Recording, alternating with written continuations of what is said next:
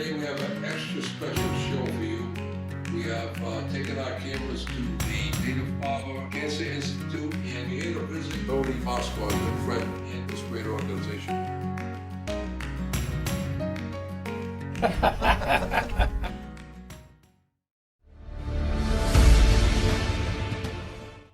to another edition of the Rhode Veterans Information Network, sponsored by the Military Order of Foreign Wars.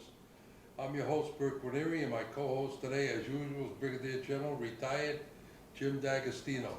To my far left is our guest, Tony Pasqua, who's the president of the Children's Leukemia Research Association, and a retired Brigadier General in the United States Army. And he also is instrumental in getting great donations sent here to this particular cancer institute, because he has a personal interest in this whole thing. And to my left here is Dr. Kim Stegmaier. She's the pediatric oncologist and researcher here at Dana-Farber Cancer Institute. So welcome you two folks to the show. Glad to see you. Thank you. Thanks for coming on. What got you involved in this quest for helping children with leukemia? And Well, 40 years ago this month, my daughter, Susan, who was 3 months shy of 5 years old, was diagnosed with acute myelogenous leukemia, AML. Her chances of surviving were less than 1%. After she had 2 rounds of chemotherapy that didn't work, and I went to the doctor and I said, what can we do? And she said, I'm glad you came to me, because I didn't know how to come to you and tell you. I said, tell me what? She said, if I give Susan another round of chemo, it could kill her.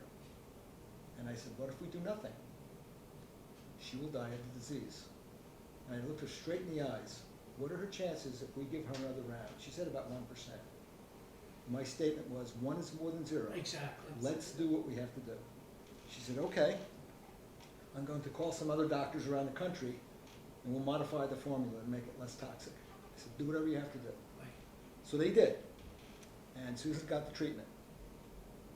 And a few days after the treatment, they checked her bone marrow. And I'm waiting outside the room in her hospital and waiting for the doctor to come and give us the results.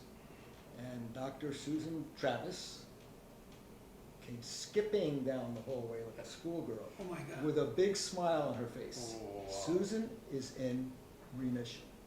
That's incredible. It is incredible. It's a miracle. It is, So yes. now she can get the transplant. Another fortunate thing for us is to be a bone marrow donor, you had to be a perfect match. You had to be a sibling. The chances of a sibling being a perfect match are 1 in 4. Wow. Because 4 antigens in the blood have to match. 2 from your mom, 2 from your dad. Okay. I only have 2 children. My 9-year-old son, Michael, was a perfect match. thank God. That's another miracle.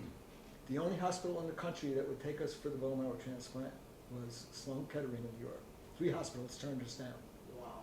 Their reason was, oh, she's too high a risk. We don't want to ruin our statistics. Can you imagine? Yes, amazing. Dr. Richard O'Reilly at Sloan Kettering said, I will take her. And he did.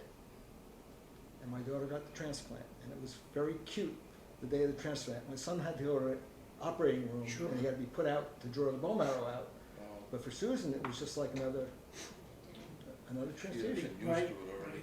And so they hang the bag with the bone marrow and the blood up in her room on the hook, and they put the needle into her, and she looks up at the hook. Now she's 5 years old, Wow. and she said, here comes Michael. Wow. You know, I am very blessed. My daughter will be 45 years old God bless her. in March And of this you. year. thank God. It's Thank truly you. a miracle. Oh, Thank It you. is no truly a question miracle. about it. And I am blessed, and that's why I'm very passionate about what I do with this charity and why I have a relationship here at Dana-Farber. Several years ago, our former executive director of Children's Leukemia Research, I had said to him, I live in Massachusetts now. Instead of mailing the check, why don't I hand deliver the check? He said to me, that's a great idea. That's why we pay you those big bucks. Well, I already got paid my big bucks. My Sure. children are still with me. Exactly. And so I started coming here, and I come here every year, regardless of where I live. I come Wow. here every year and hand deliver a check, and we're going to do that in a short while. Yes.